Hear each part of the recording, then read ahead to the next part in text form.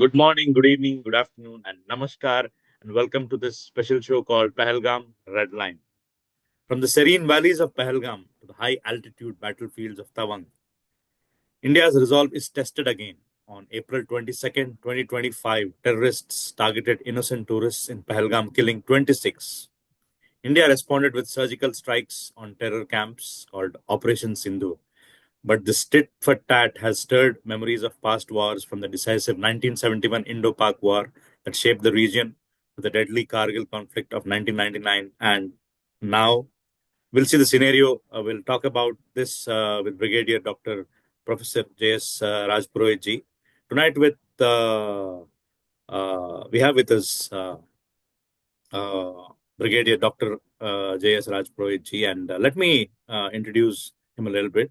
He has 37 years in the Indian Army, a tenure, a commander in the JNK, Jammu and Kashmir and Arunachal, a UN peace negotiator, scholar of Arthashastra, and a respected defense analyst. Brigadier ji, welcome to our show. Thank you. Just call me Jeewan, Sharat. That will be nice. Okay, sir. And before I delve into the questions, tell me about your experience with the wars. You've interacted with a lot of media, and you're very prolific speaker as well, and very learned about the military and the defense, and definitely the war scenarios. So your experience and your takes on those lines. Wow, that's a very difficult question to answer on a public show when you say my 37 years of military life in say 1 minute. That's a difficult one. But suffice to say that it has been, God's gift to me that I joined Indian Army.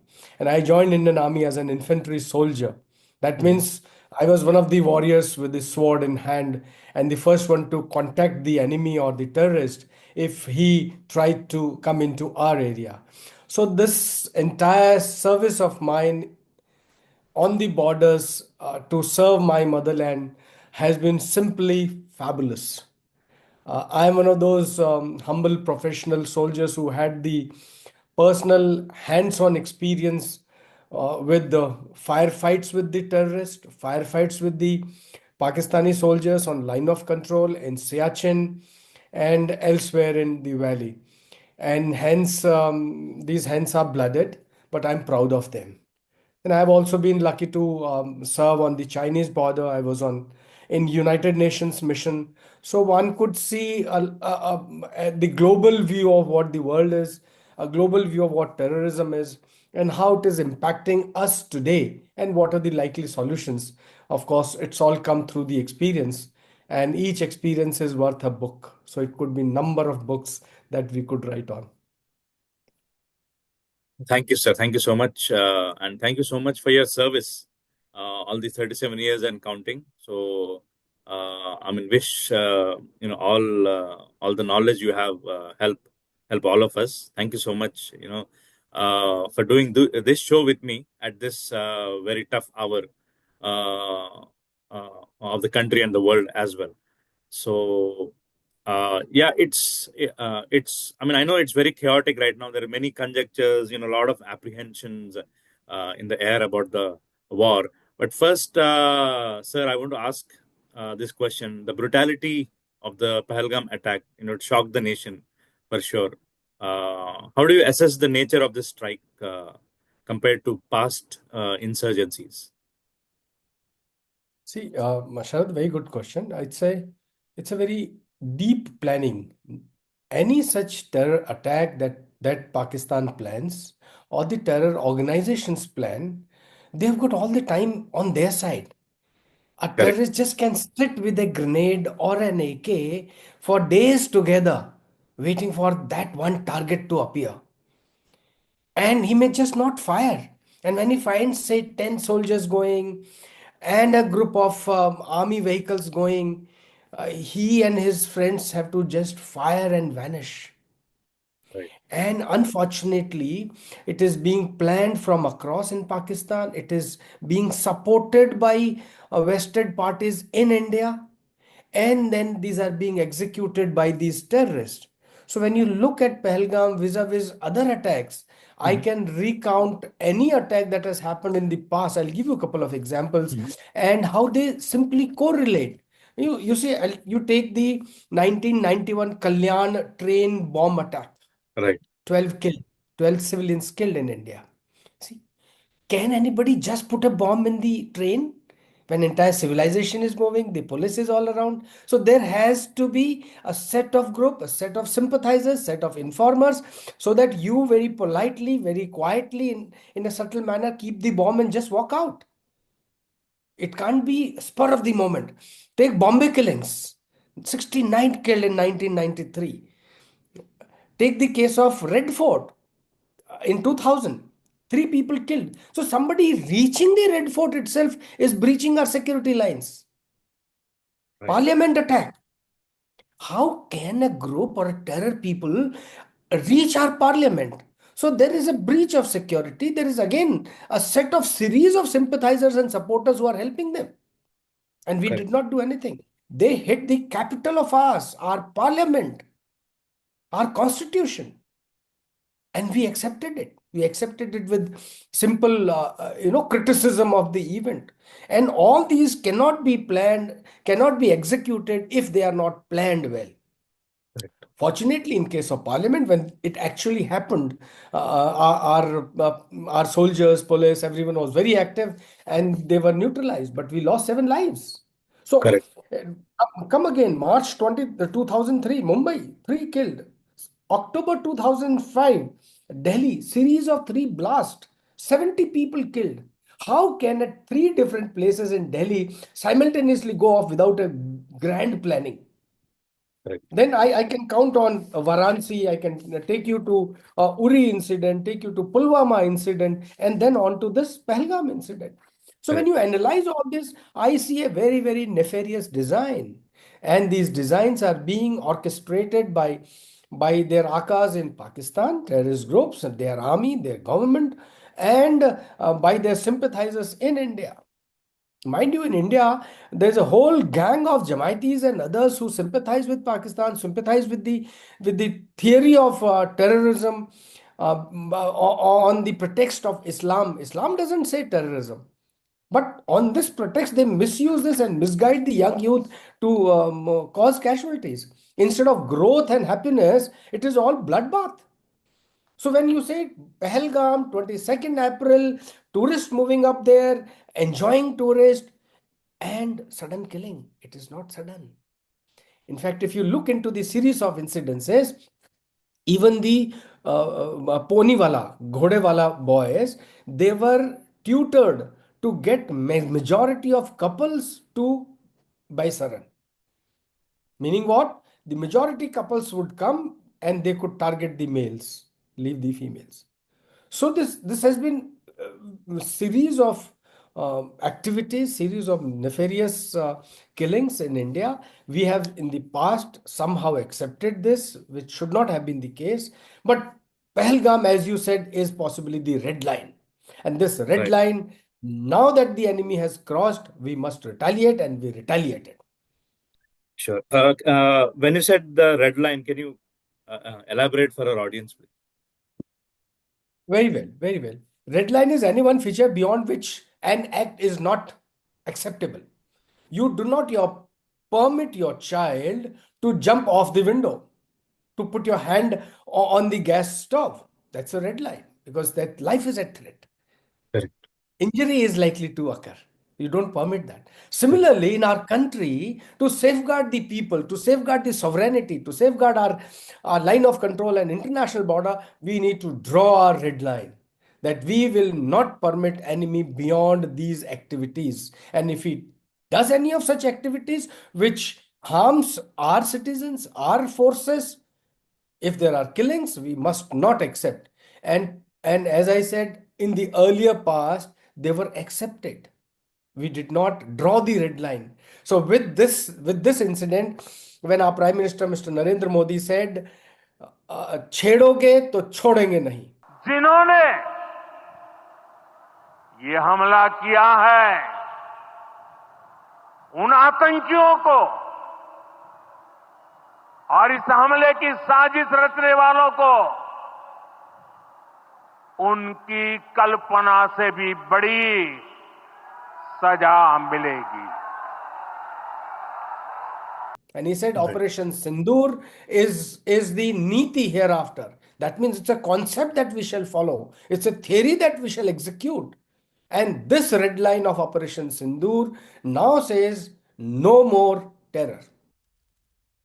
साथियों, operation सिंदूर ये सिर्फ नाम नहीं है, ये देश के कोटि कोटि लोगों की भावनाओं का प्रतिबिंब है.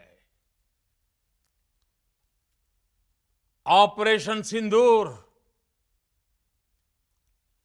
न्याय की अखंड प्रतिज्ञा है.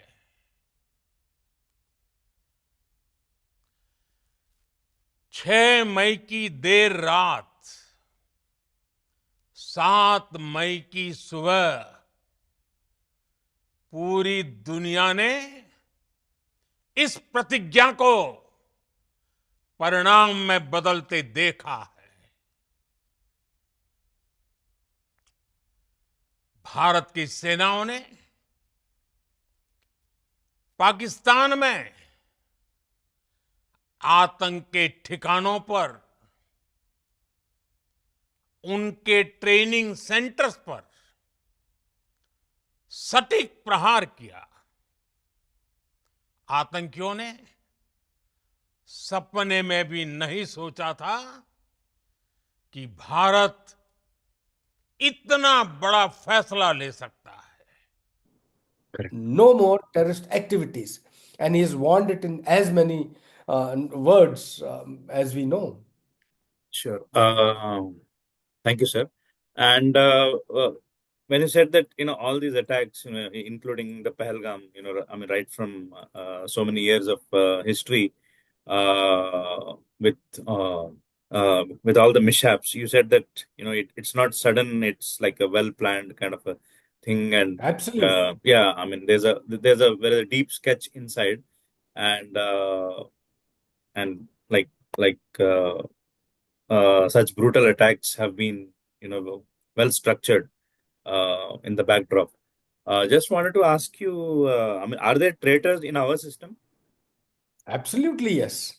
Absolutely, yes. There are Jaychands who have betrayed our country, who betrayed our constitution, who betrayed the population, people of this country, and aligned with the enemy. And they are the ones who have given information.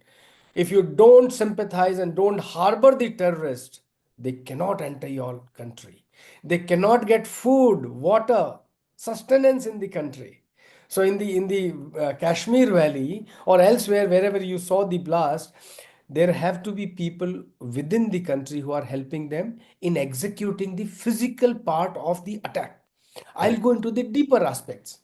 There are people inside India, in the valley and elsewhere, sleeping cells in the country, who are helping them in funding, who are helping them in transportation, who are helping them in hiding. After all, the terrorist has to survive. The terror fund comes from a long trail from across Pakistan and even Nepal. They travel through all these places. I have had opportunities wherein I have killed group of terrorists who were infiltrating, and in their bags we found lakhs of rupees, fake notes. Right. Why fake notes? Why the money at all? So there is a set of sympathizers we need to identify. Once again, I'll quote Mr. Modi, who said we will not leave the perpetrators of this attack wherever they are. That means what? If they are across in Pakistan, we'll get them. If they are across anywhere else on the planet, we will get them. If they are within us, our country, we will get them. So far what we have seen is managing the enemy across and the terrorists across. I'm sure the phase 2 will be cleansing the system from within.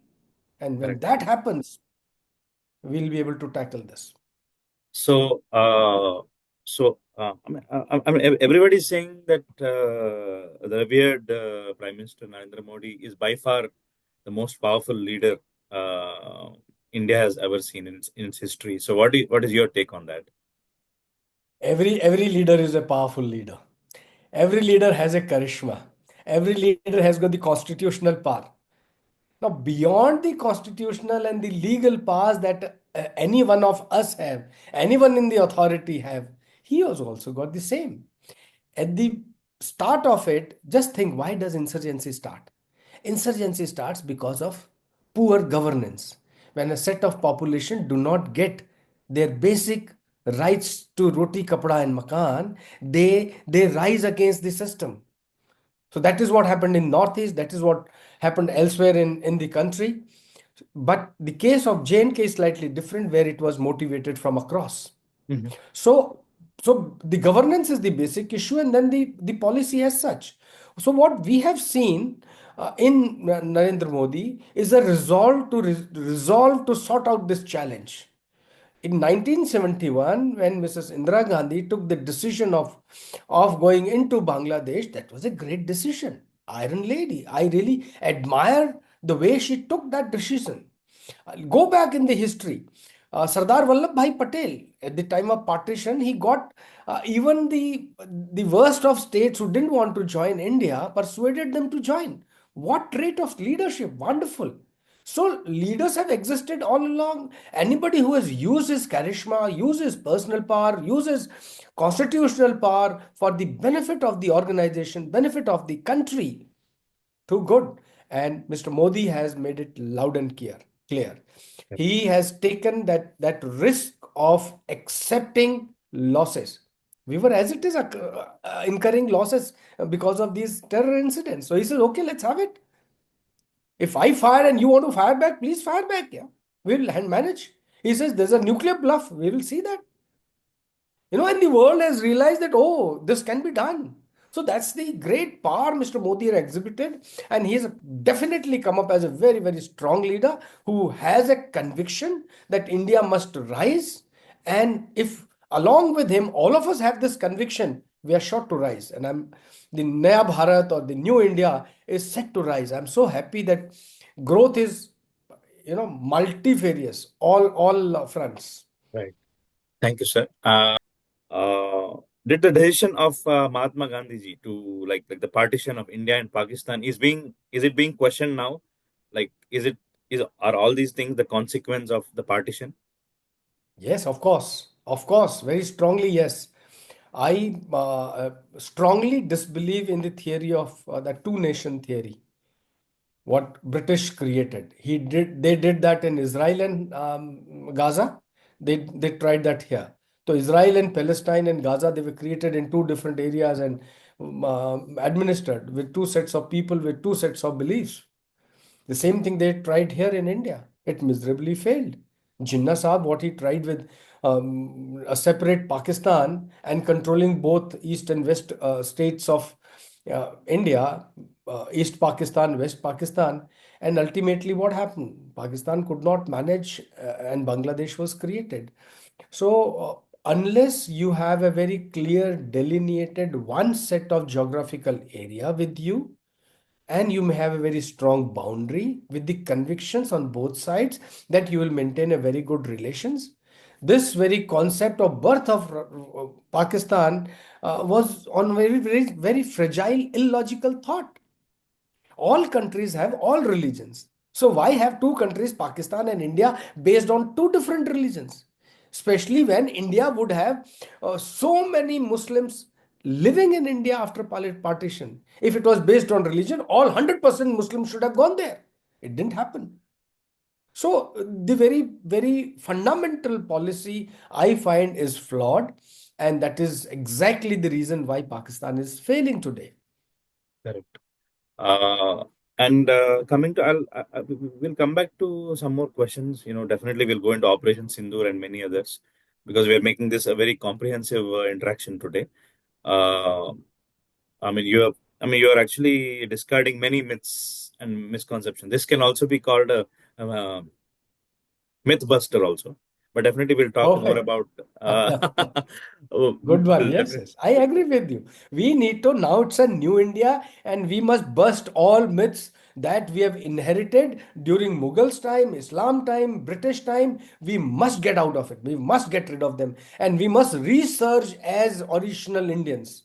Our Sanskriti, our history, our past is so strong, and Chanakya said that it is the welfare state, and two aspects of welfare state was strong economy and strong defense, and it would happen. All this while, last 77 years or so, we haven't focused on these two aspects. Our economy opened only in 1991. Correct. So how do you grow as a nation? You're right. You're right in your aspect. Yeah, thank you, sir.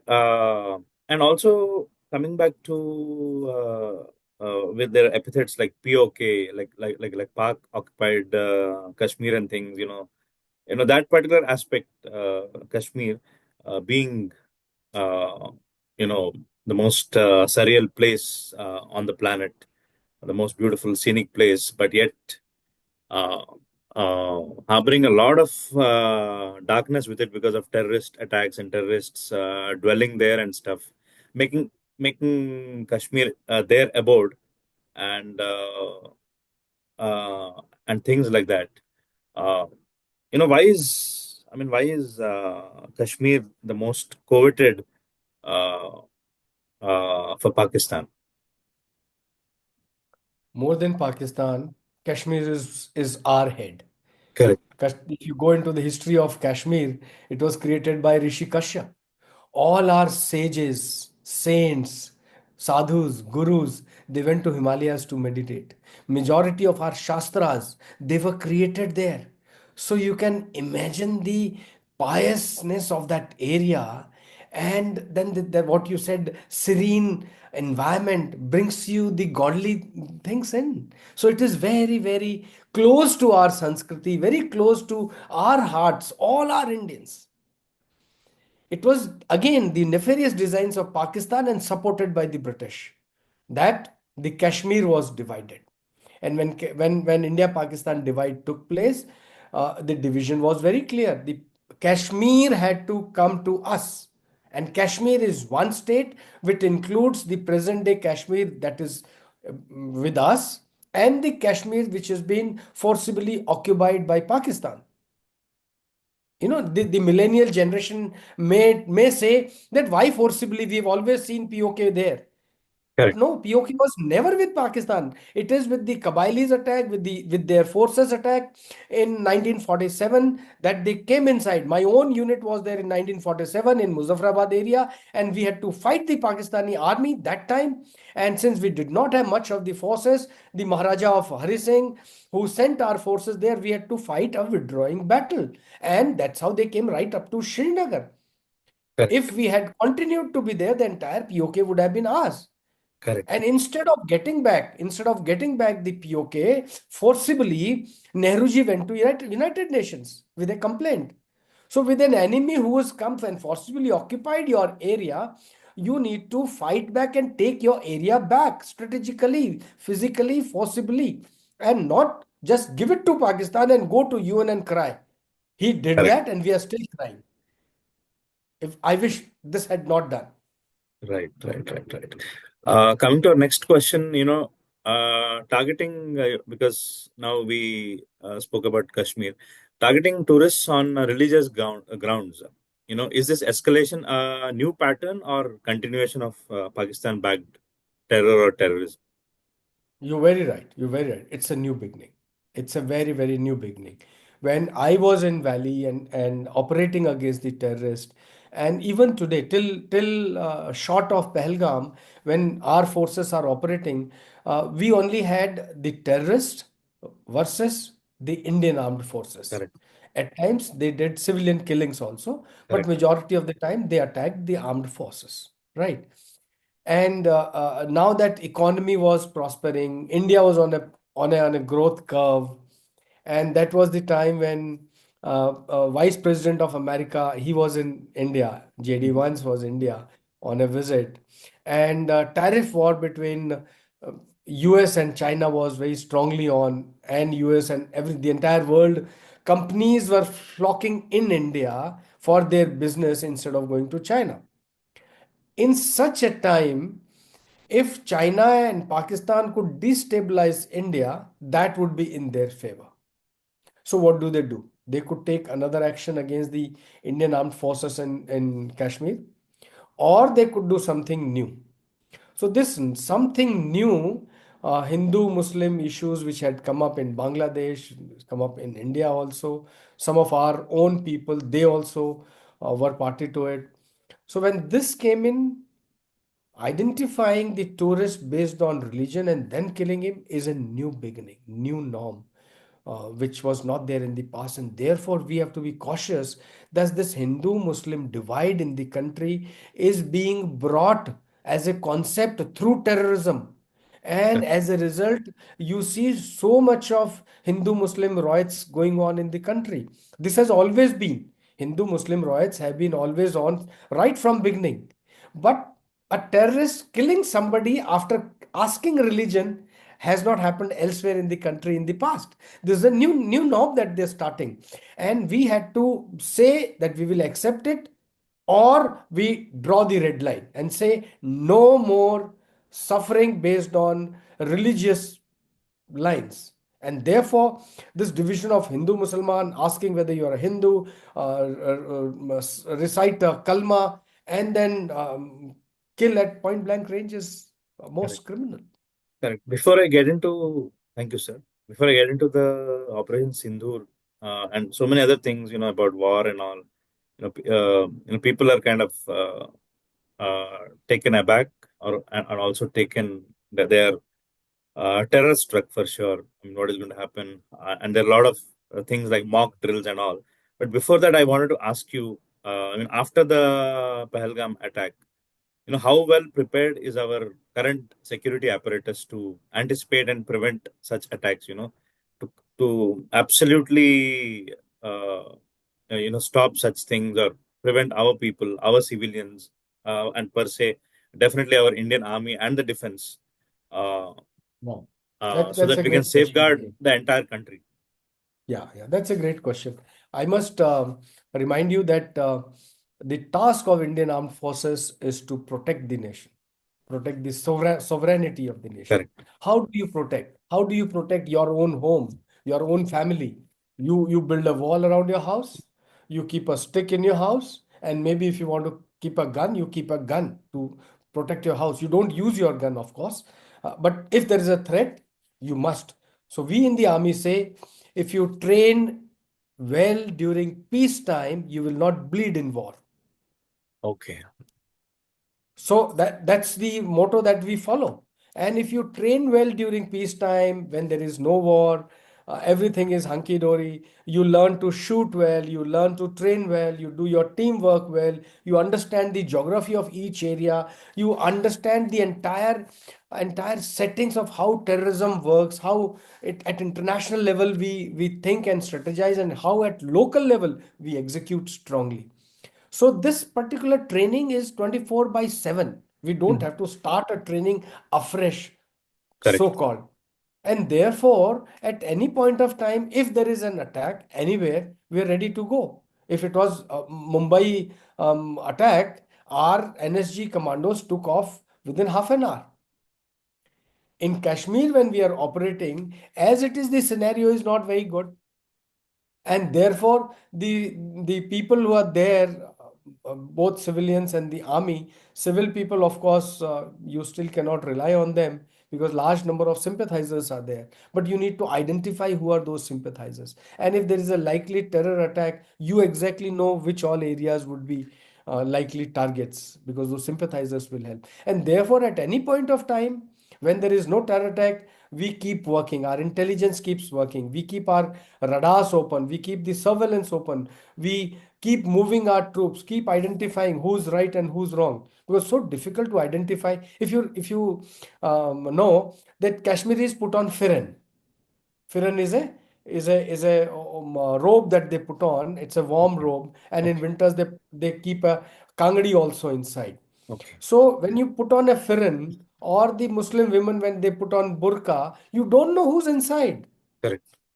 How do you identify whether somebody is a terrorist or not unless somebody fires? So, Indian Army, Indian Air Force, Indian Navy, they're all up and about.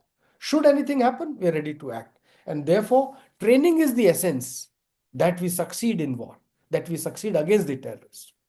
Correct. Uh, uh, Tell us about precisely about the Operation Sindoor. There's a lot of news. I mean, there's a lot of information on media and social media. A lot of misinformation also. But kind of as I again said, if you can throw some light on Operation Sindoor. Sure, sure. I shall. I'll do my bit. I also have the same sources as you and anybody else in the country. Correct.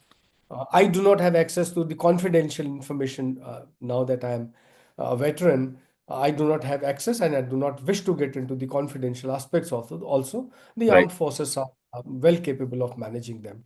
But what plethora of information, overload of information which is available in the environment, I'll try to filter out and draw the essence for us to understand this. Correct. Right. So till 21st April, everything was hunky-dory. Nothing was. 22nd morning, um, all of us woke up like any other day. So did Pahalgam. Correct. And large number of tourists who were in the valley.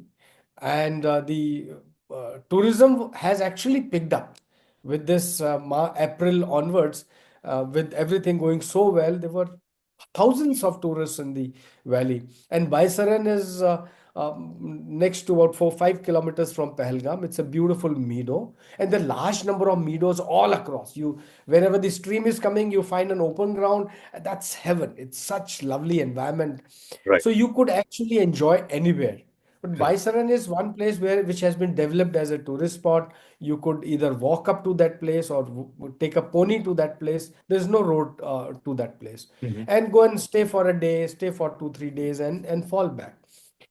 On that fateful day, since it was all designed, the later information said that terrorists had told all uh, people to get maximum couples to this valley.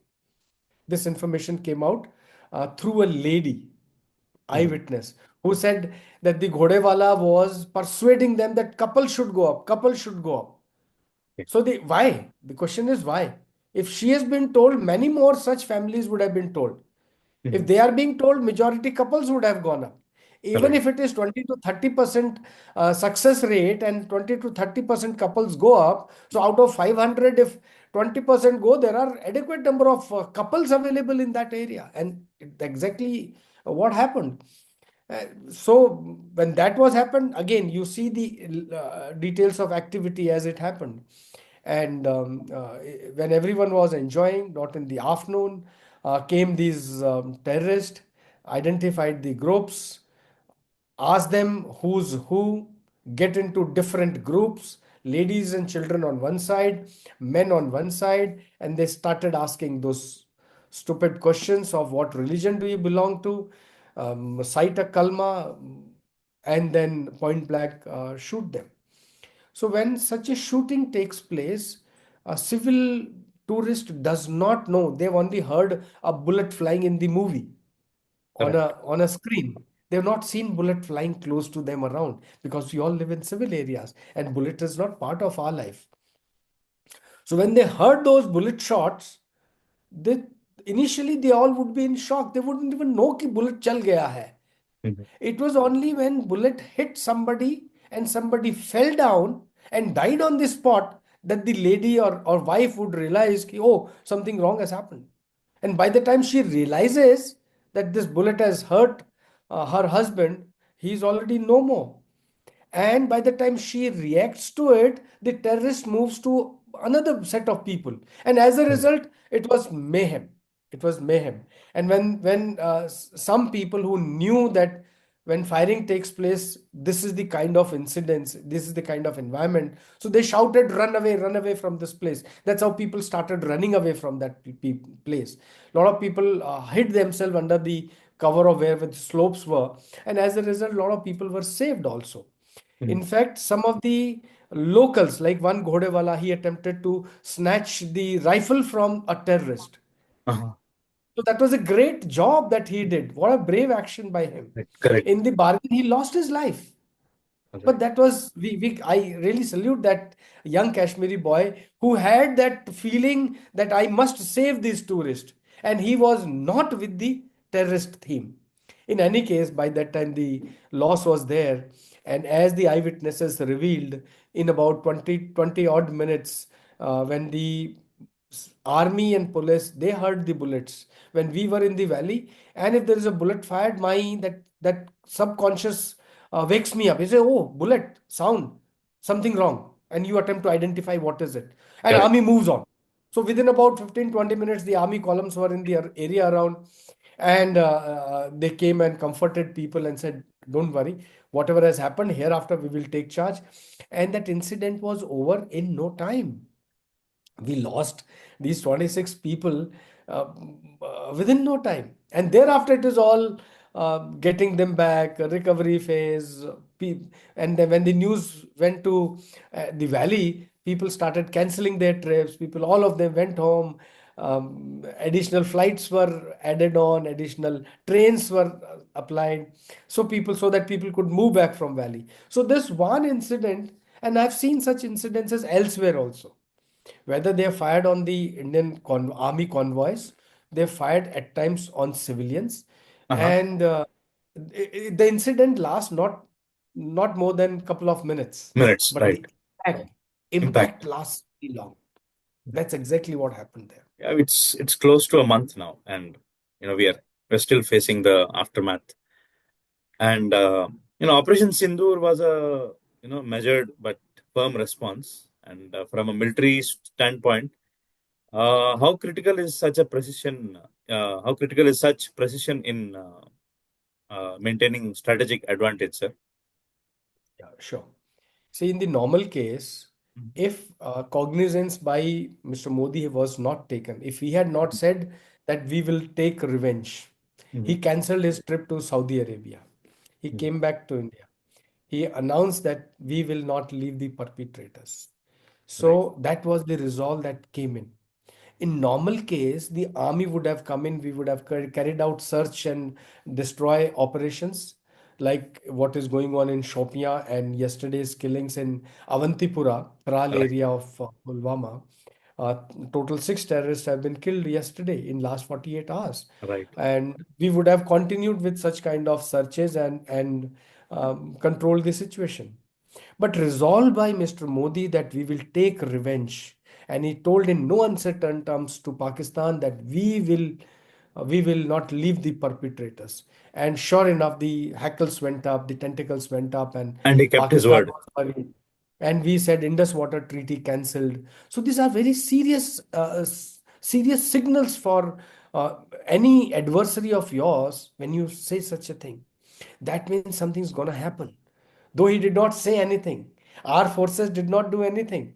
We were as ready as ever. We were continuing to prepare as it is. So when he said resolve, perpetrators, revenge, we, whatever targets we had, whatever designs we had, it was now time to put into action. You recollect when 9/11 happened, Correct. America took about 18 days to respond and kill. In our case, 22nd April, this incident took place, Hmm. and on 15th day, we struck.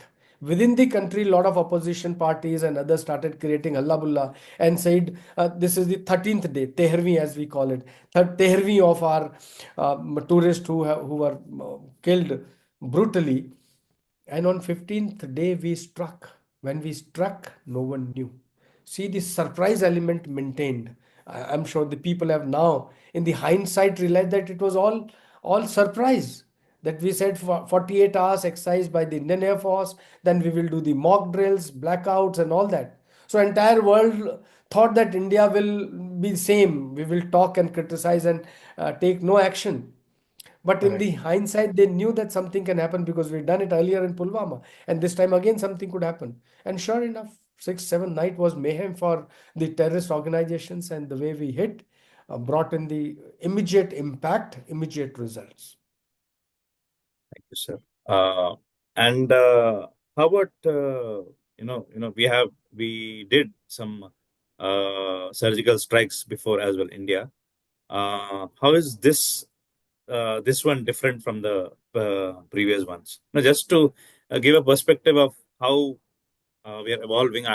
Definitely, India is a peace-loving country, and we don't want war or anything. But Yeah. just for our audience, Yeah, sure. You remember September 16, the Uri attack took place. right? That was the time when terrorists came inside in Uri. They went to our army base camp and they killed about 23 of total casualties were there. So that was the time that we responded. We went in for surgical strike. We went inside their camps and destroyed. And we did it silently. We did no media campaigning. It was pure military to military action. And we did our job and came back. In Pulwama, when the terrorists struck the CRPF convoy and killed about 46 CRPF soldiers, that was the time when we went again. We went again 2019 and we went in for Balakot, and this strike was carried out again in the mountains in the Pak occupied Kashmir, and we again did not make any halabula. Again, a lot of political parties and others within India, they questioned on the evidences, and even Mr. Rahul Gandhi said, so what is the evidence to your strike? So in such military operations, you don't go for popularity. You don't go for media campaigning. You go for your precision military response to a situation. And this was the response. So that was one set of scenario. Now this was a very, very different scenario when Pahalgam was attacked and it was happening, and Prime Minister and I'm sure the cabinet took cognizance that no more is acceptable. And what you said, Pahalgam red line. So this red line was designed, and the once the red line was decided that no more, that means we had to respond. Response in terms of time, place, and quantum. That was not revealed. And when it came, it was a very, very different scenario. And this time it was, we did not even have to cross LC, because the kind of preparations we had done in the peacetime, the kind of air defense setup that we had done, the fighters that we had prepared, we did not even have to cross line of control, and we could strike as deep as 100 plus kilometers inside. Bahawalpur is almost 104 kilometers from line of control. We could strike there, and striking 9 different locations with precision targeting is a phenomenal change from the previous two offensive actions that we took in 2016 and 19. So this change in the philosophy, the shift in the decision making, and the swift action against the terrorist organization, which brought in more than 100 people dying on the terrorist side, it Mhm. automatically became very visible to the entire world. We did not have to do any media campaign. In fact, Correct. Pakistanis did it for us, and rest of it was managed by social media. So we as armed forces did not have to do anything. It all came out, and all that we had to do was, because the social media campaign, the information warfare campaign also started, and a lot of fake social media input started coming in. And as a regular good constitutional and democratic country, we did absolute fabulous press briefings to tell them as to what actually happened. What is India's stance was given in the press briefing. So it was very clear, excellent, very well done. And I think this was a super class which no country in the world has ever been able to attempt to this level. Precision striking, very clear cut directions, very clear press briefings, and telling the bird, this is what we have done. So it's a phenomenal change, and the world has seen a different India now. Mhm. Right. Thank you, sir. Because you are an expert and an advocate of Arthashastra, I just wanted to ask this question. Drawing from Arthashastra, does a restraint or overwhelming force better serve India's long-term security, sir? Yes, I do. I do agree with you that if you look into Arthashastra And if you draw the analogies from Arthashastra and see what is happening in India, Mhm. I find a lot of correlation occurring. Chanakya was the first one to unite the entire country as one nation. राष्ट्रवाद. He said Himalaya से लेकर के समुद्र पर्यंत तक भारत मेरा है और हर कण कण में मेरा अधिकार है. That was the conviction he had in his own country.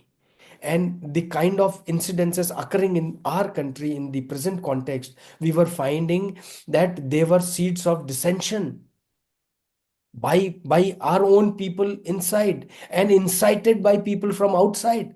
So the unity was falling apart, and which was brought in together by the present Prime Minister, Mr. Narendra Modi. The second was what I was mentioning a short while ago, that economy and defense are the two essential pillars of any country, which he identified 2,500 years ago, and that is being applied in the country you see in the present context. Viksit Bharat 2047 is what? Is I see replication of what Chanakya did in those days in bringing up the nation from nowhere to supreme nation in the world. Nanda dynasty was known for brutality. Mhm. He ousted the dynasty.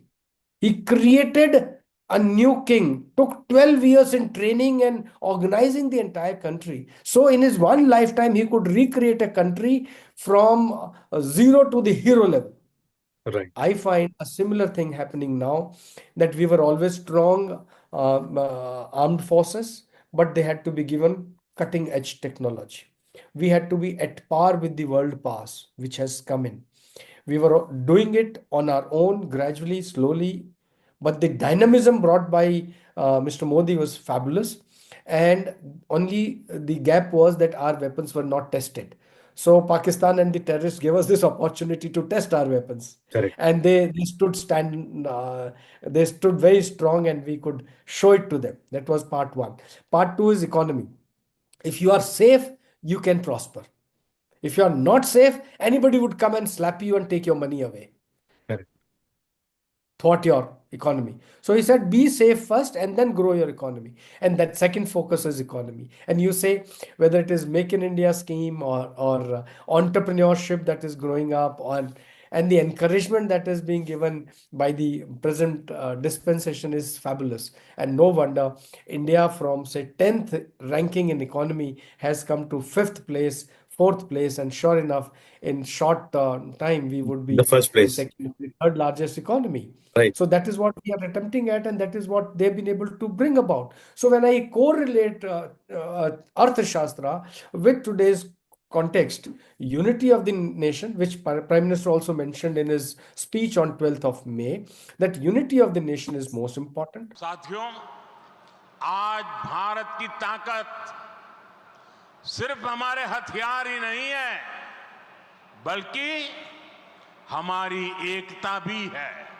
Safety of the nation and then economy of the nation, which I very, very clearly see here. Thank you, sir. Thank you so much. Drawing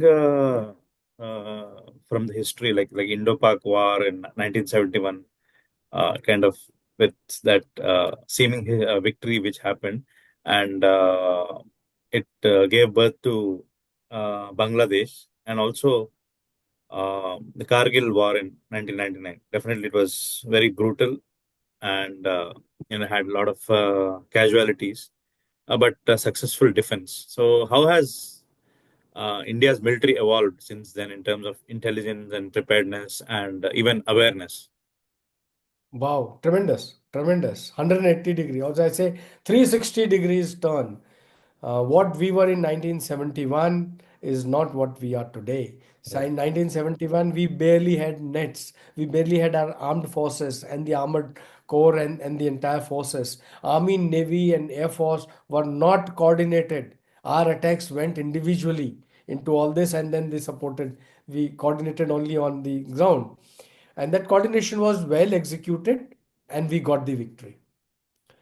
Kargil War, we were better prepared than 1971. In 71, the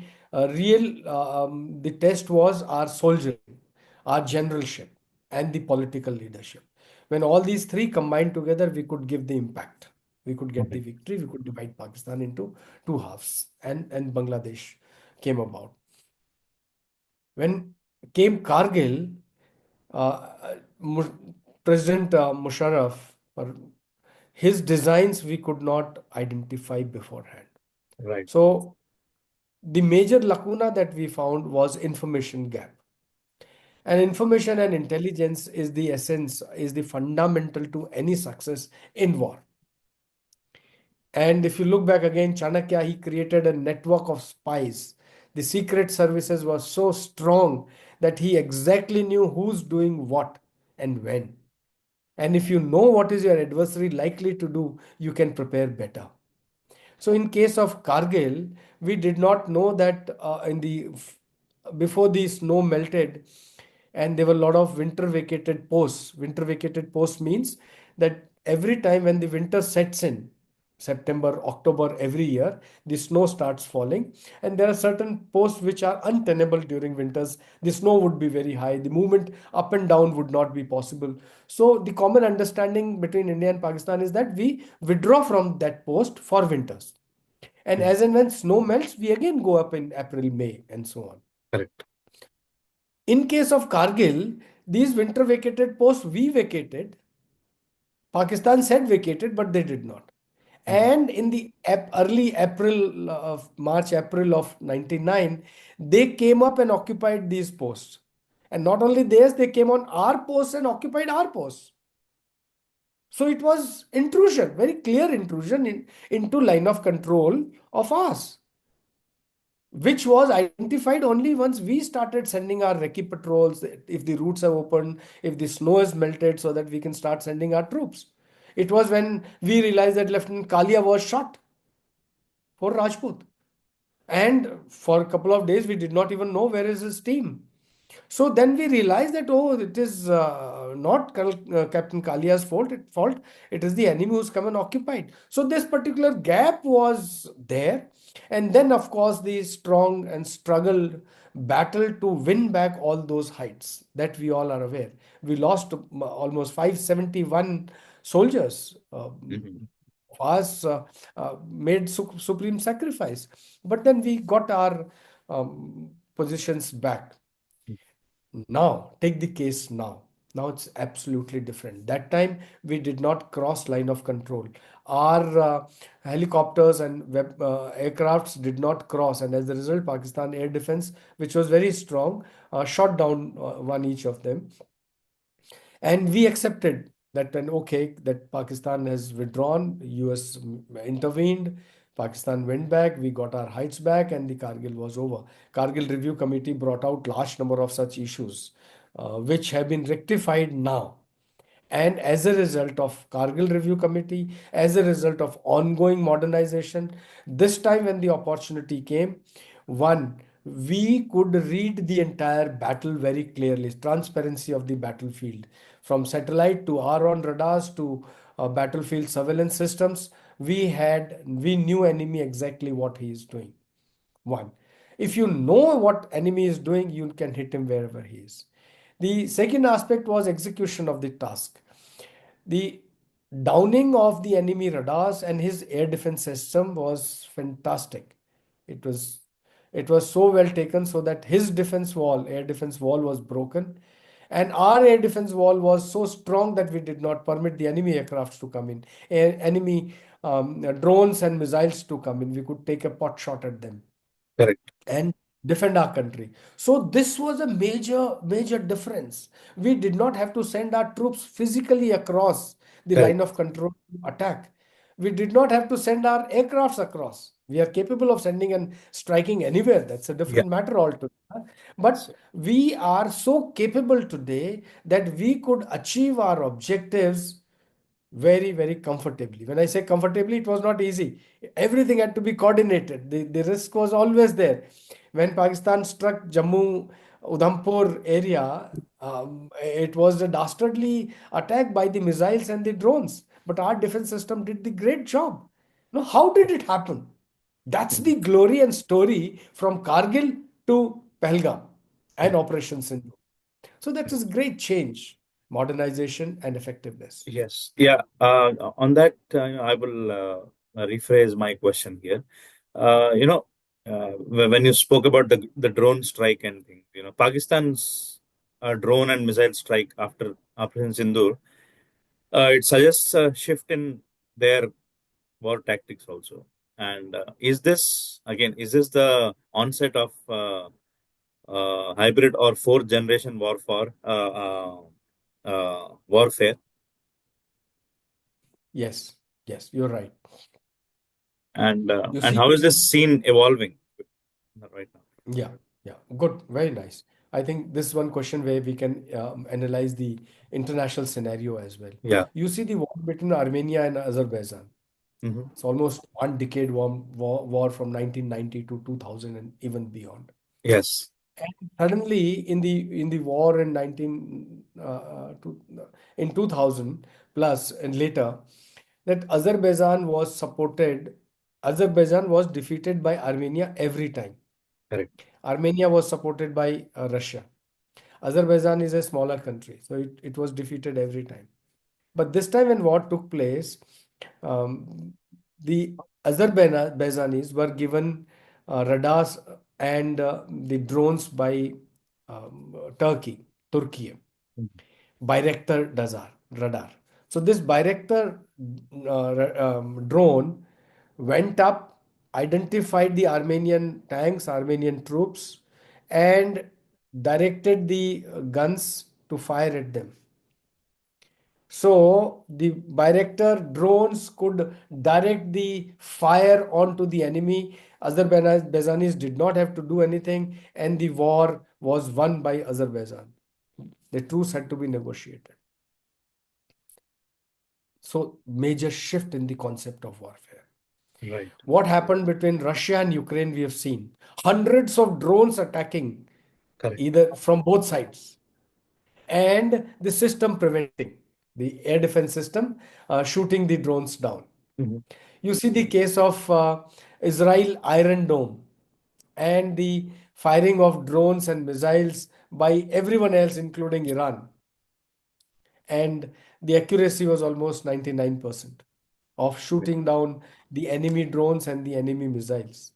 How has it happened? So, this is a major shift in the concept of warfare which has recently been seen. Right. 2014, when Russia attacked Ukraine and took that island of Crimea, there was no such incident. But in 2022, when it went in, it got a lot of resistance. In Black Sea, a lot of its ships were destroyed by these drones. So it's a major shift that without moving troops, you can inflict casualties on the enemy and you can change the outcome of a battle. Right. Now, India and Pakistan per se had not executed such a thing, Correct. but we were all preparing. We were preparing on our side, seeing the adversary as Chinese or the Pakistanis. So we couldn't have remained in 1971 mode or Kargil mode. We had to advance with the world warfare. So we've seen the warfare occurring in rest of the world, and we prepared ourselves. In China, preparing all the loiter ammunition, the drones, the kind of missiles, we had to prepare ourselves.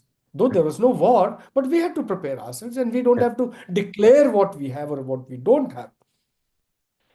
When this incident took place and we struck at the terrorist locations on night of 6th and 7th of May, Pakistan responded with the missiles and the drones supplied by Turkey. Similar case as that of Azerbaijan, Right. thinking that they will be able to strike at Jammu, at Delhi, at our critical infrastructure, and will be able to paralyze us. Correct.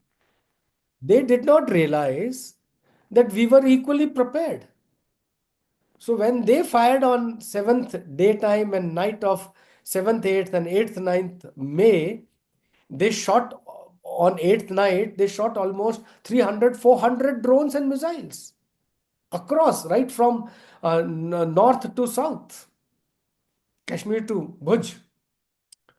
We intercepted almost 100% of them. So why and how, if you look into the concept of warfare, again, we were prepared for it.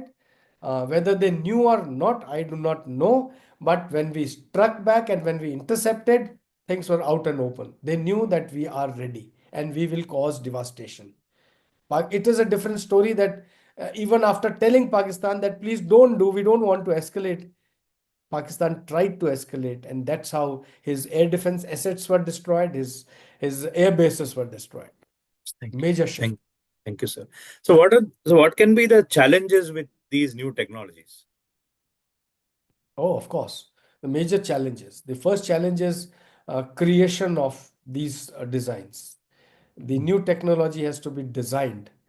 Correct. And if you have to buy these drones from America, Reaper, and all that, it costs money. We have got Harop and Herons from Israel. We've got Reapers from America, but they're Uh-huh. very expensive. Right. What in case we are able to design them indigenously? Correct.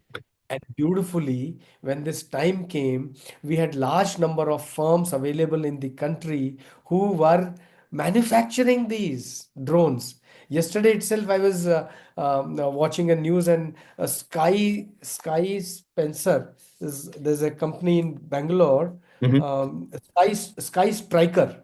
Sky Okay. Striker.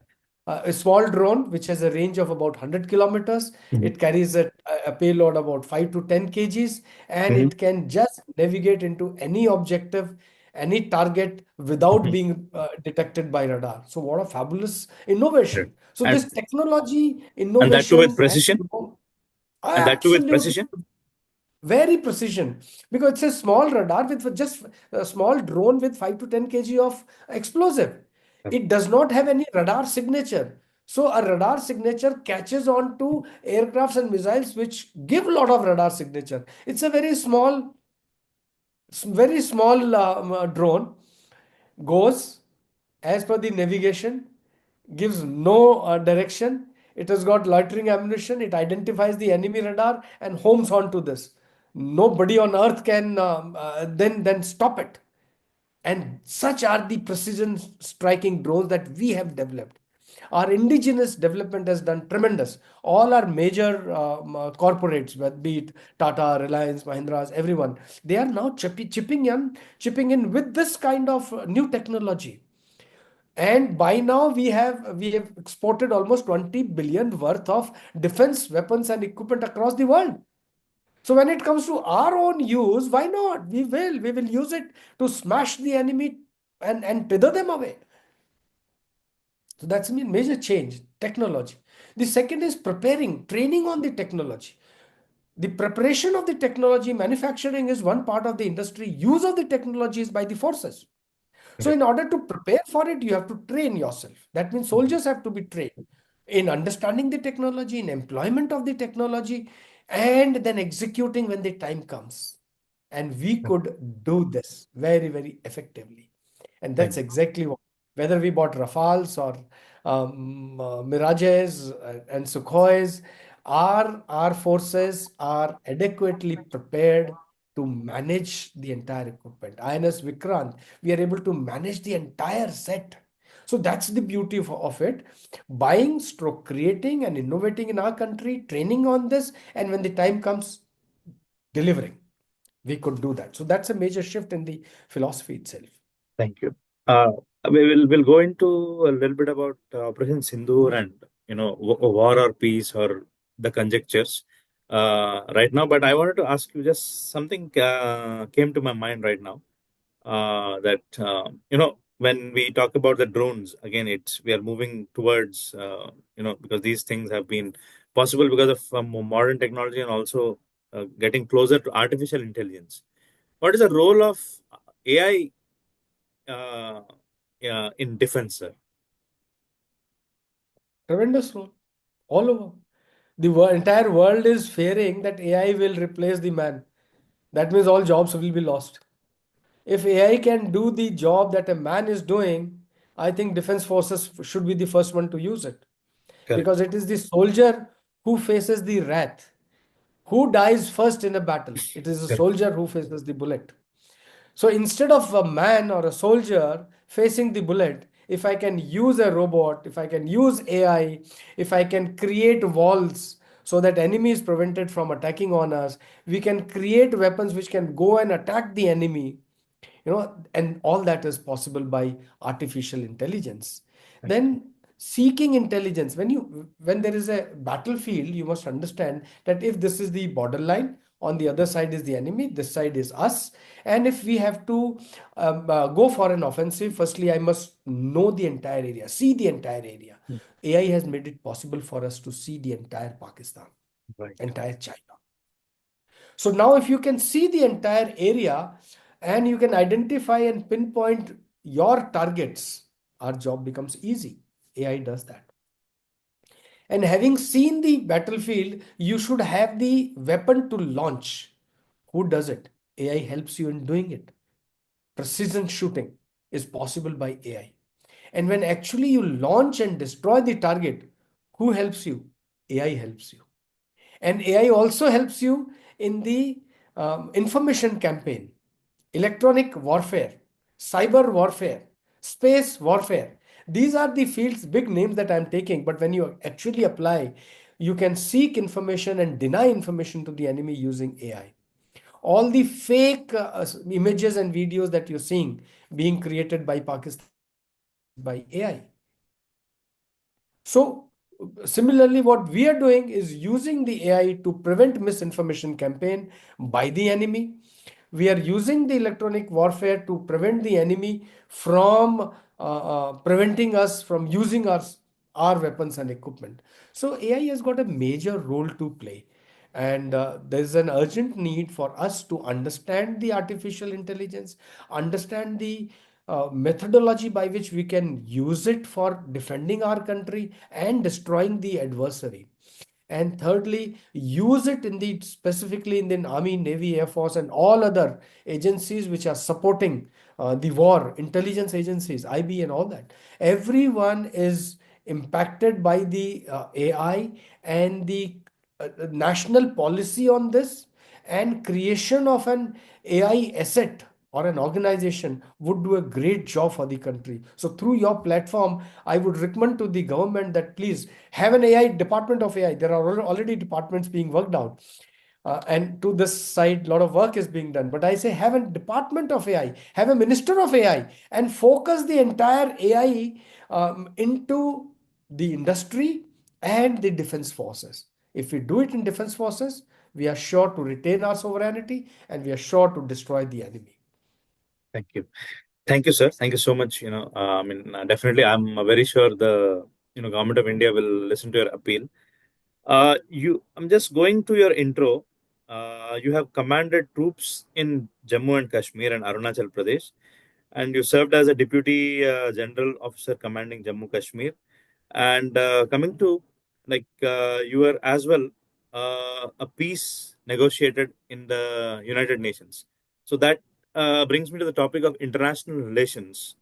How is the world, rest of the world, responding to Operation Sindoor, or how we are taking this operation forward, retaliating the Pahalgam attack, including we had statements from Donald Trump and Putin and things, and uh, how is the support from the rest of the world?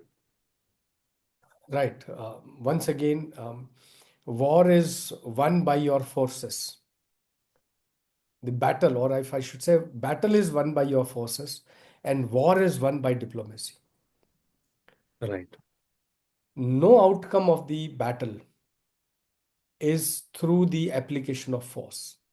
You can defeat and destroy the enemy, but he can also respond, retaliate, and cause casualties to you, but it does not end the war.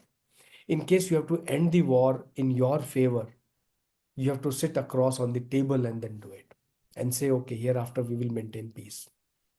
Right. In order to achieve this kind of victory and peace, both, you need diplomacy. And diplomacy is one weapon which can change the entire perception of the whole world in your favor or against you. It depends on how well you play your cards. In case of India, once again, I draw my lessons from Arthashastra. That Arthashastra statecraft that was enunciated, the policy called Chanakya Niti, the Uh-huh. policy called Shadgunya, Uh-huh. they give out so much on diplomacy that if you apply even part of it, you're sure to win. Right. And if you are able to apply those concepts in modern times, though the times were different, the means of operations and the transportation and others were different, we have much dynamic and complex environment today, but the principles still remain same. So India has played its cards extremely well. We have ensured that over a period of time, we have a large number of friends who are supporting us and we are supporting them, Mm-hmm. the number of economies where we are interdependent.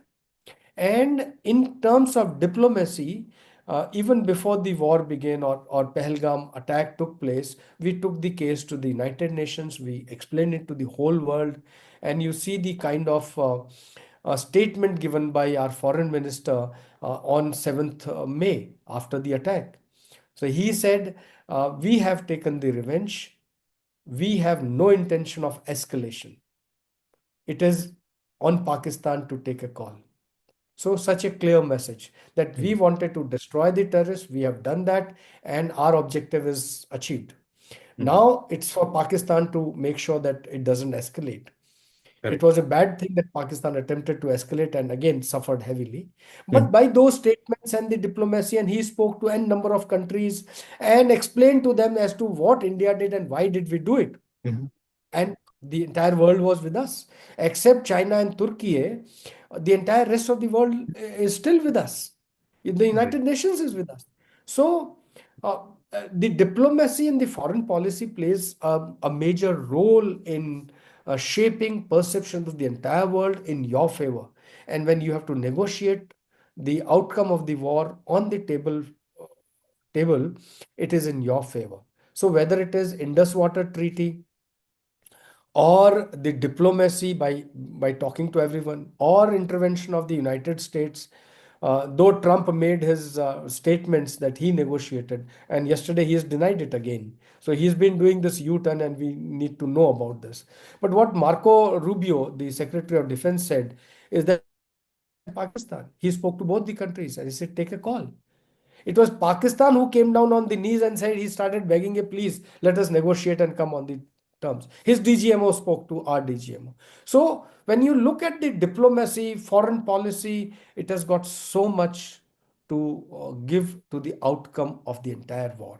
And that's exactly what has happened. So in my humble opinion, we have played our cards in shaping the environment in our favor and exploiting the situation with our armed forces in the best manner possible by destroying the terror camps. Thank you, sir. Thank you so much. You threw a lot of light on that. So I have a wild card question from a friend. Just got it.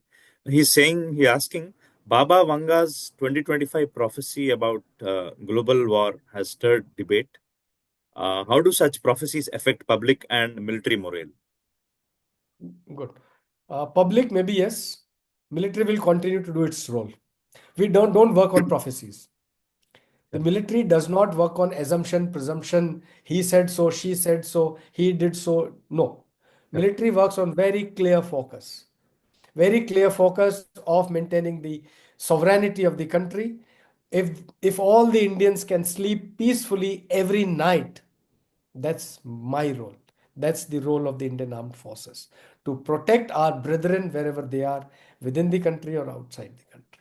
Thank you. So when you say a prophecy by Vaga or prophecy by Nostradamus, or there was other prophecy which said that world war is due in so and so time, and India Pakistan war is going to be there Yeah, and so and I so think a time. blind lady or That's something, okay. if I remember. That's okay. That's okay. Let them earn their bread. Then let them give their prophecy. And if it comes true, good enough. I don't have to be, as a military man, I don't have to be influenced by these prophecies. I must go by my information of the enemy. I must keep my eyes and ears open in the environment and see what is enemy doing. Also see what is BVR. BVR stands for Air Force user. Indian Air Force says beyond visual range. So we should see even beyond visual range. What is not visible to us, we should be able to see. So see what is enemy actions and assess what is he likely to do. Like is BVR like ESP or something like extrasensory perception? Or... Absolutely. No, no, no, no, no, no. It's not sensory perception management or anything to do with this. It is pure analysis. One is Right. that when the aircraft flies and the cockpit pilot is flying the aircraft and he has to shoot the gun, he has to fire say 100 kilometers. He can't see 100 kilometers. So It's how does pure he fire? mathematics. So it is the equipment that tells him that your target is beyond visual range. But if you fire at this speed, at this range, and this degree, and this, that, the calculation is done. It says now shoot. The target is destroyed. Similarly, our forces looks much beyond 2 years, 5 years, 10 years, 15 years. So what America does something called net assessment, wherein they scan the entire environment and design their final strategies to deal at the short term, medium term, and long term objectives. We follow a similar pattern and add on to the Indian patterns also in our calculations and designing these strategies. So we identify what is our national interest. We work our military strategies based on that. We identify what is military objectives. So we identify those military objectives. Then we say what are the means available.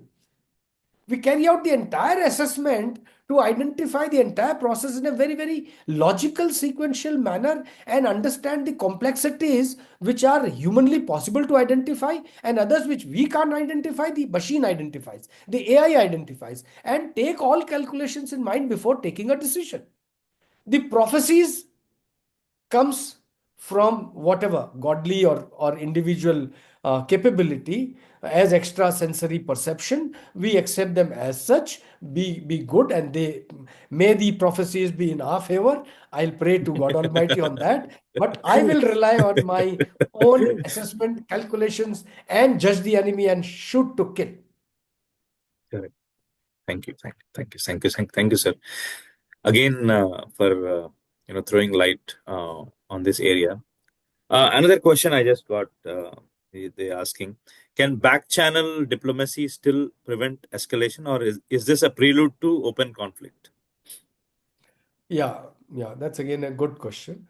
You see, when say you and me are we have a difference of opinion on any issue, and it is sure that I'm going to harm you or you're going to play dirty with me. I'm sure to have a fight with you. I know that tomorrow Sharad and Jeewan will be on the battlefield. Who can prevent?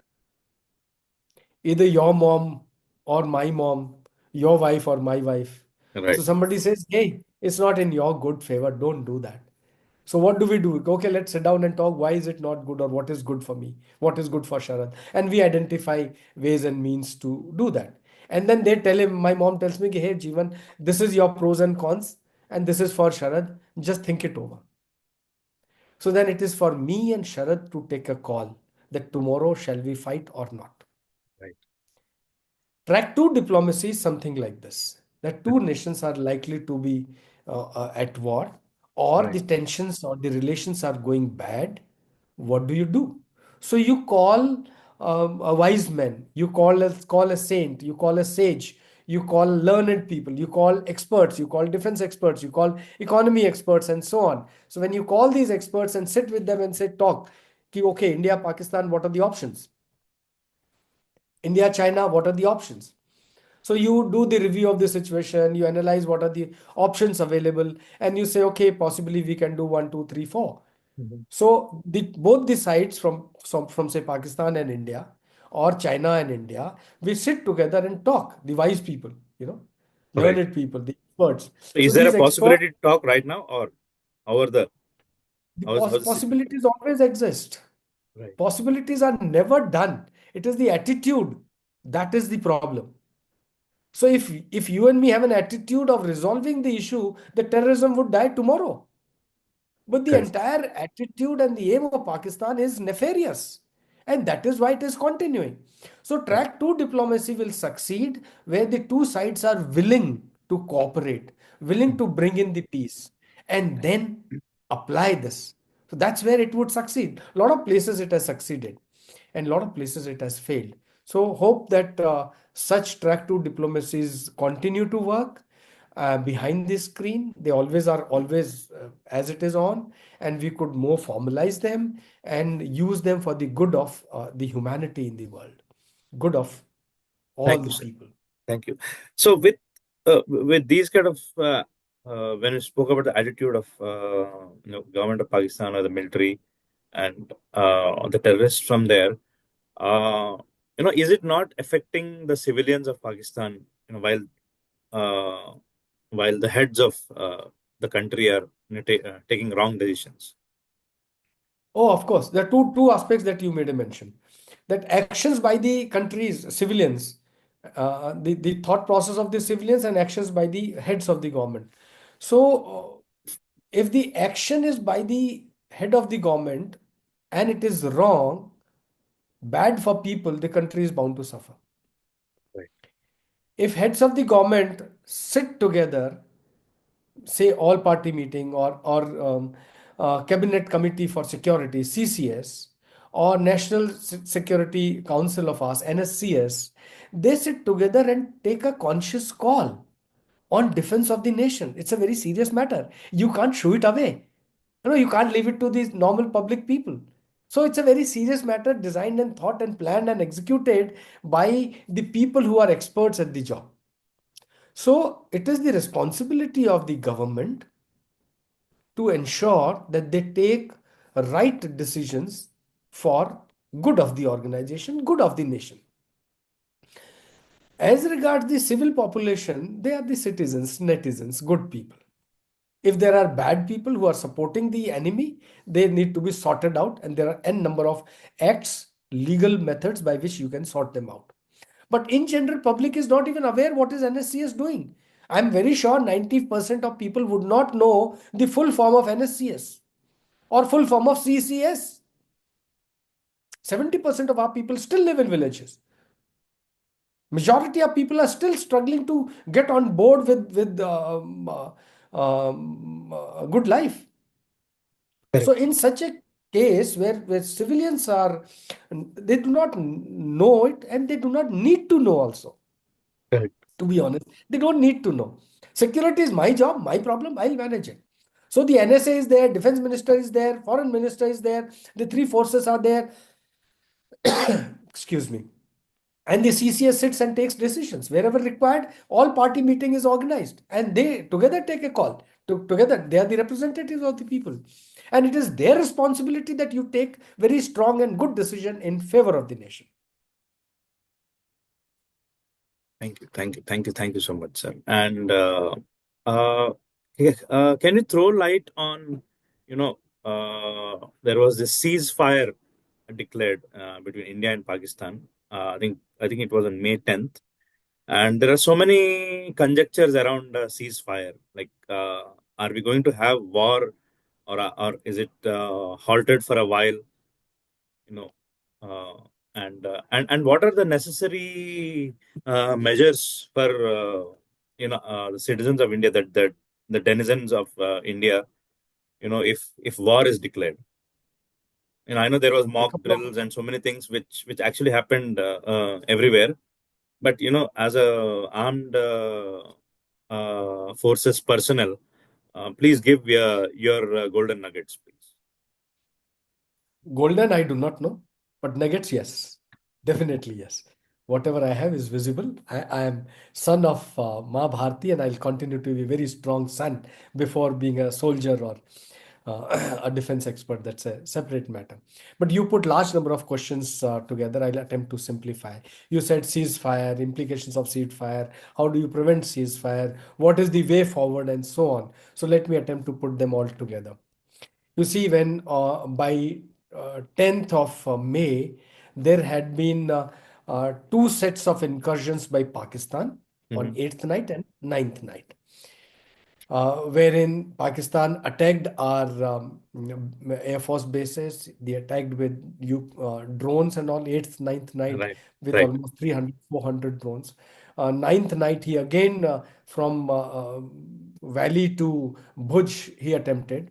30 missiles on ninth night in Jaisalmer. They're not no small targets. The huge loss that he wanted to cause to us.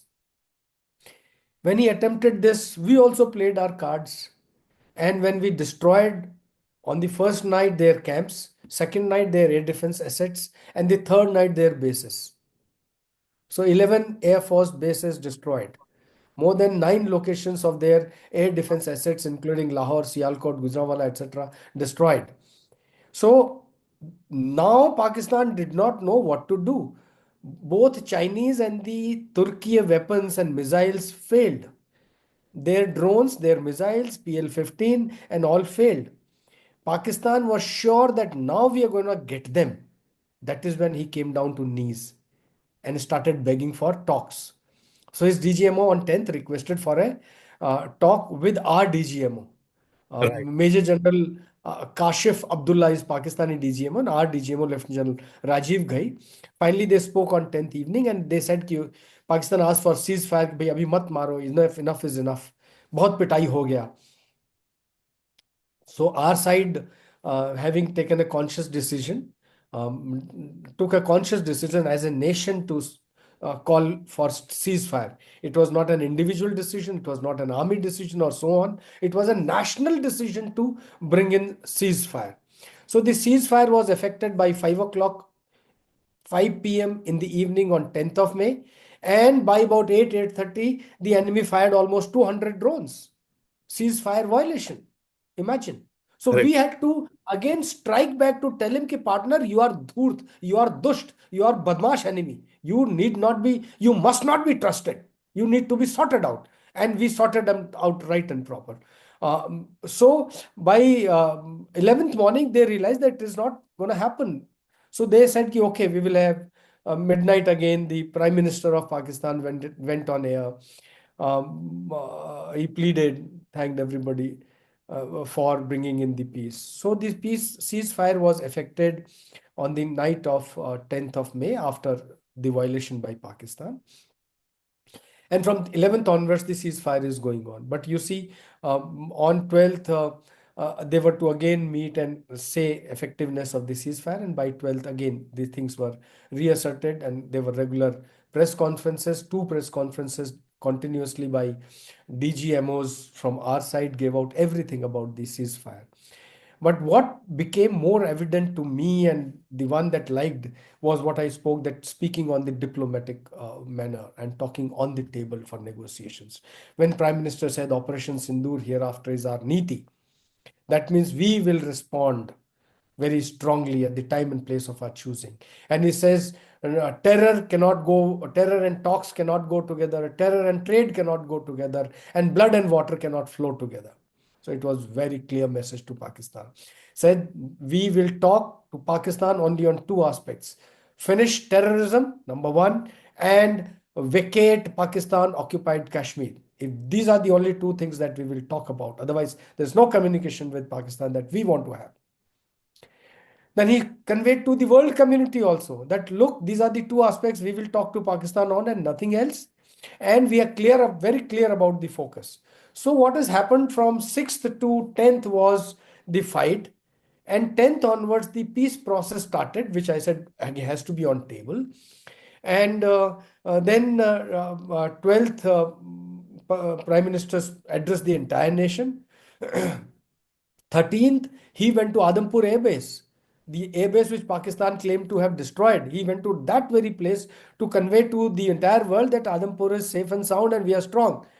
And he again conveyed to Pakistan in no uncertain terms that if you do any mischievous activity, you will be punished for it. And you see, Defense Minister yesterday was in Kashmir to convey to the same thing. That he went, met the troops, met the civil population, congratulated everyone, and then things went very, very positive, and things were brought out in the open very clearly by defense minister. So what you see is the action by the forces, the diplomacy by the prime minister, the diplomacy by the foreign minister, diplomacy by our wings, and things have been sorted out. And by now, the world has understood that we wanted certain outcome. We have got the outcome. Now it is for Pakistan to pursue or not. And then we still want no escalation. But should Pakistan want to escalate, he'll be beaten. He'll be beaten to death. And the third thing that I would like to add is implosion within Pakistan, which is occurring. Sooner or later, this implosion will kill Pakistan. We just have to wait and watch. The enemy has got cancer. He'll die of cancer himself. We will not have to do anything. So we just have to ensure our sustenance, our resilience, and our strength to meet the adversary in the manner that he desires. Right. Thank you. As per you, I mean, is the war going to happen, or? That's a very tough question. Is the war going to happen? Firstly, I can take no decision on this. But yes, I cannot make any conjecture itself.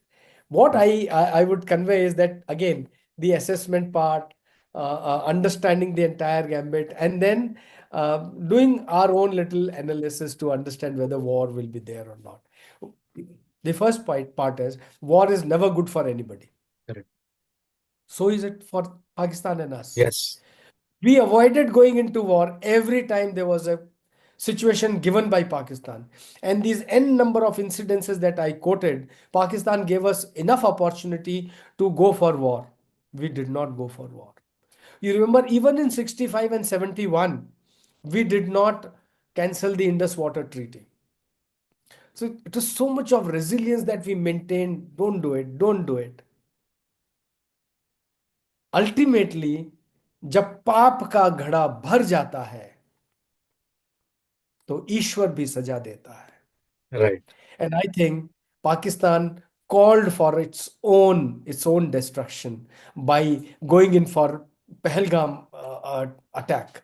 And this Pahalgam terror attack, which you very rightly identified as Pahalgam red line, is the red line that we decided. And we went in for focused, precision, calculated strike. It wasn't an attempt to go for war. If we wanted to go in for war, we would have invaded Pakistan through international border, would have captured Rahim Yar Khan to Lahore, to Sialkot, and the POK. But this is not time to go for war. You remember what Prime Minister said? He said, this is not the time to go for war. This is the time to grow the economy, help the population, and attempt for our long-term objective, Viksit Bharat 2047. So with that kind of approach, I'm very sure that our top leadership does not want a war. We do not want a war, but we are not afraid of fighting a war. If the enemy attempts, we will fight and kill him to his, send him to his grave. No, not two ways about it. But sure enough, we want peace, prosperity, and happiness for everyone. Pakistan government and Pakistan army must understand. General Munir, who is commonly now called as Maulvi Munir, must understand this, that war is not in their favor. The inflation in Pakistan is 1,000 times. People are hungry. It is good for him that he feeds his people instead of fighting a war with us. So it is neither in their favor, and we, of course, would retaliate, respond based on what Pakistan does. And what Foreign Minister said, we have no intention of escalation. So that's where our policy stands. And with that, I would like to conclude or recommend that war is not in anybody's favor. We must ensure that peace prevails. And should Pakistan attempt such nefarious designs again, he should be punished. Straight, square, in the face. No ifs and buts. Thank you. And how do you think Indian civilians get involved in this? How do you think they should prepare themselves? I mean, if anything, I mean, even before, I mean, I'm forget about the war, but in general, as responsible citizens of India. See, A soldier is also an Indian. I'm an Indian. I am Indian first, soldier later. Mhm.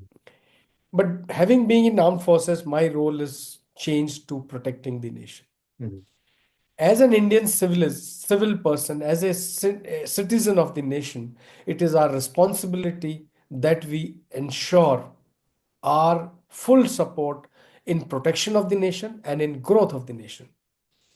If you and me prosper individually in our jobs, in our businesses, in our personal and professional lives, we are growing the nation economically, we are making it sound. India is doing excellent in this case. New Correct. India is doing great in this. The second aspect of protection, sovereignty. So one aspect that Indians must do is keep our eyes and ears open.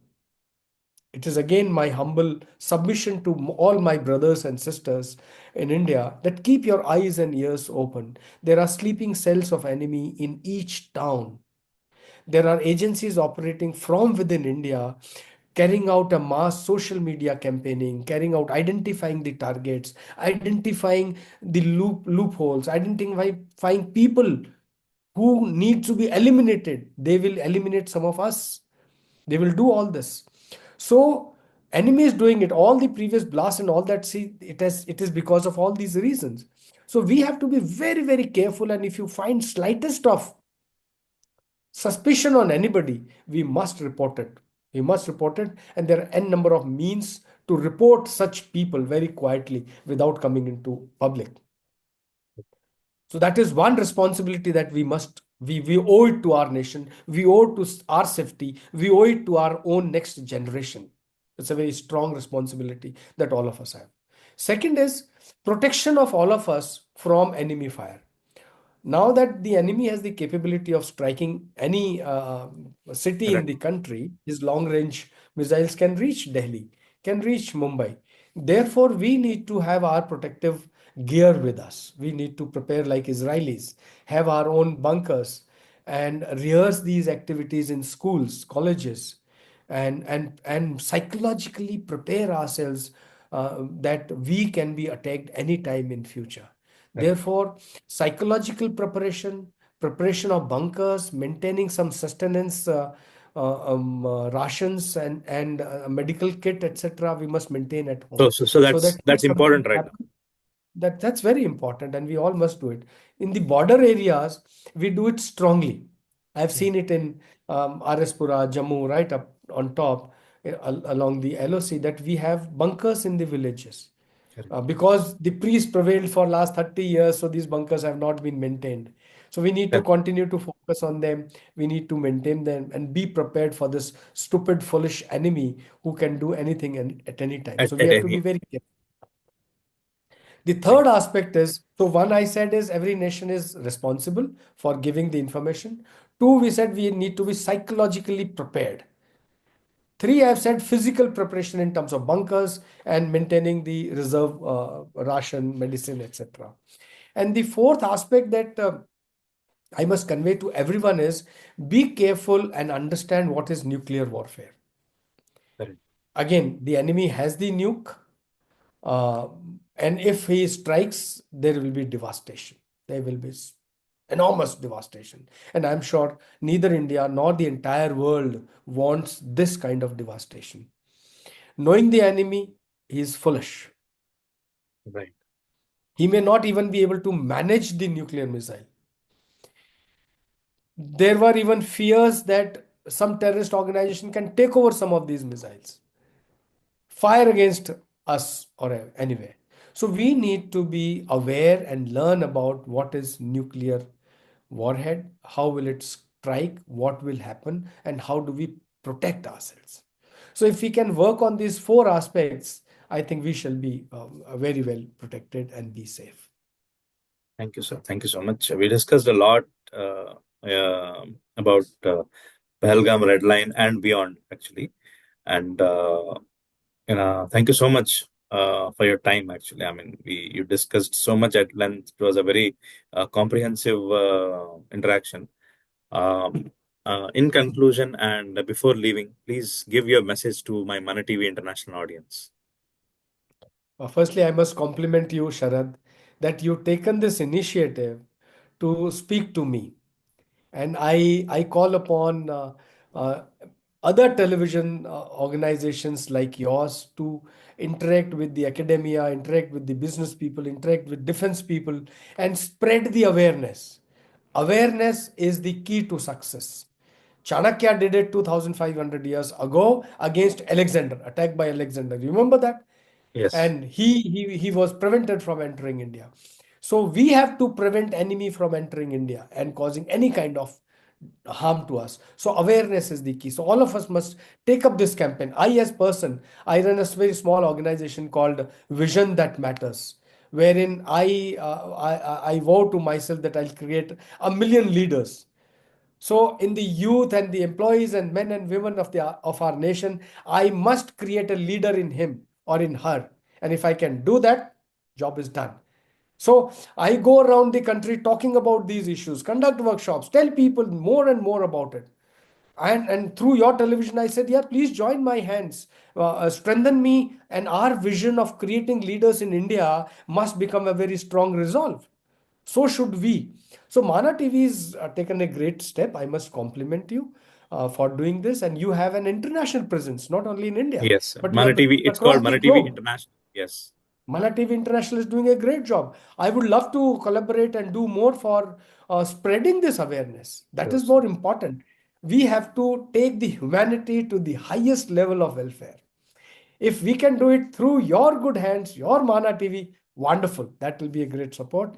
So sincere compliment, Sharad, Thank you you, in sir. person for taking this initiative, and Mana TV for growing and influencing the masses in growth of the nation, in prosperity, and maintaining peace and harmony in the world, in the nation. My sincere compliments, Sharad. Thank you, sir. Thank you. Thank you. Thank you so much, Jawan Saab. Your profile is lengthy, but your heart is bigger than all the credentials you have. Definitely, friends, you heard about him uh, as I introduced, and he's such a wonderful person. And definitely, I just learned a bit from him that he has a organization as well, which makes him.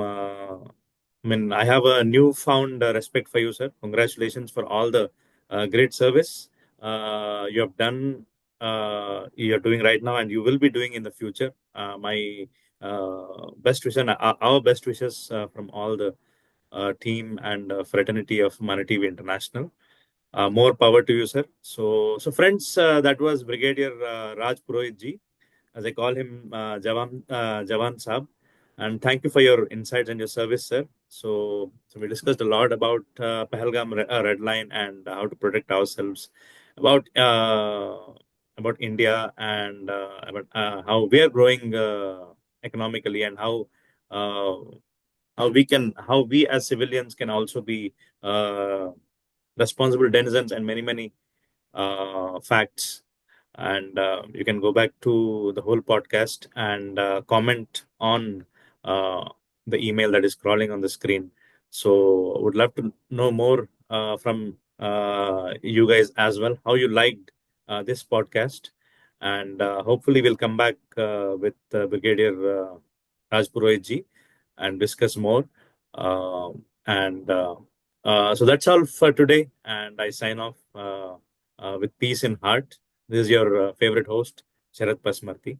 Thank you so much. Namaskar, Jai Hind.